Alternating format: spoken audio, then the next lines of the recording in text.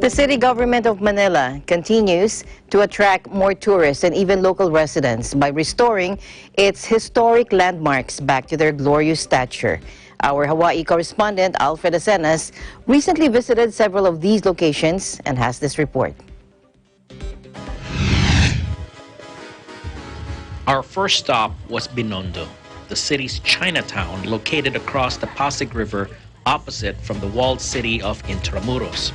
Established by the Spanish colonial government in 1594, it would become a permanent settlement for Chinese and other immigrants.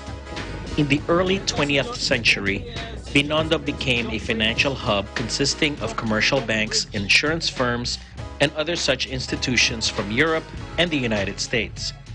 These establishments were located mostly along Escolta, which used to be known as the Wall Street of the Philippines. But after World War II, most businesses began to relocate to sprawling areas outside Manila.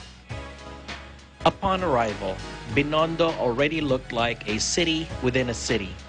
But don't be fooled by its outward appearance filled with narrow streets and constant noises by vehicles and merchants. For those craving for things Chinese, some of the best cuisines are still located right here and at very reasonable prices.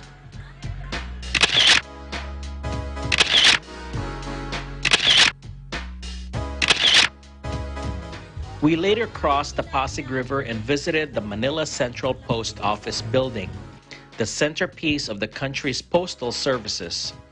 Completed in 1926, it was destroyed during World War II in 1945, but was immediately rebuilt a year later.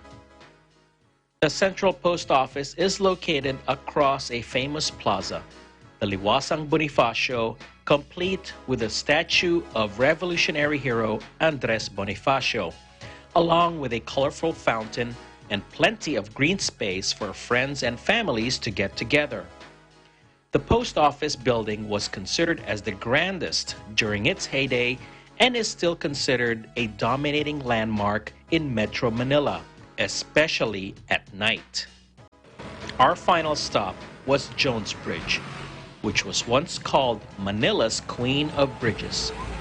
In 1916, the U.S. government, which back then occupied the Philippines, decided on a new bridge to replace an older one built by Spain. Formerly named the William A. Jones Memorial Bridge, it was built in honor of the statesman behind the Jones Law that paved the way to grant the Philippines temporary independence. Sadly, Jones Bridge was among numerous structures that were destroyed during World War II, but rebuilt in 1950. After a century of wear and tear, the city invested roughly the equivalent of $400,000 US donated by Chinese Filipino businesses for rehabilitation, which involved relocating back sculptures at the entrance, as well as installing ornate lampposts, hundreds of small LED lights, and brightly colored paint, all to illuminate the structure and to connect the capital's two oldest communities in grand fashion that only the city of Manila knows how. Other attractions also worth visiting include Old Manila in Intramuros, Rizal Park, and Manila Bay. So, if you have the chance to visit the Philippines, take time to visit these iconic locations, all in the city of Manila.